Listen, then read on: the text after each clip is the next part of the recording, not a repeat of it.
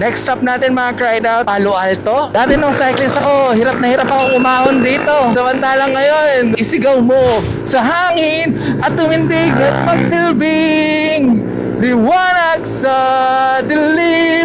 Oh, dito malaramdaman mo na yung simoy ng hangin. Dagdagan mo pa ng tahimik at mapayapang panahon. Ay, nako, napakasarap dito mga ka-ride out. Siyempre, kailangan lang natin irespeto yung kalikasan kapag hindi kailangan masyadong maingay yung sasakyan, hindi masyadong mabilis yung mga pagpapatakbo natin. Lalay lang tayo sa mga pakurba-kurbang ganito. Mga ka-ride out, ito yung sikat na Palo Alto kung saan maraming pitikeras dito. Ito lang yung moment na mararamdaman mo na ikaw yung artista at ikaw yung bida sa storya.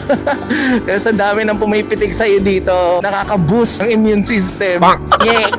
Yan, nasa harapan na natin ngayon si Kaloy at saka si Tita Susan, and then si Kat at saka si Lem sa pinakaharapan. And then kung kayo po ay nagugutom, meron po ditong kainan, mga ihawan, paresan, everyday po sila nandyan. Nasa Marilaki Highway tayo, o ang Marikina, Rizal, Laguna, Quezon Highway. Ito kasi mga ride out yung kalsada na kung saan nagduruktong ang bawat motorista. Ito yung kalsada na naghahatid sa bawat ride out natin na gustong pumunta sa mga destinasyon nila, sa mga nasabing lugar at mga kalapit lugar nito.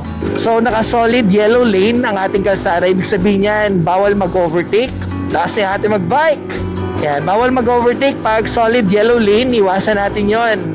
And dito rin, patuloy nilang pinopromote yung bawal na pag-iingay. For example, yung pagbubusina ng malakas, yung mga revolution ng malakas. Maraming mga hayop ang naninirahan dito na pwedeng ikagulat nila or ikamatay pagka sobrang gulat. Kaya panatilihin natin yung respeto sa bawat nilalang na nandito sa lugar. We are now approaching Garden Cottages.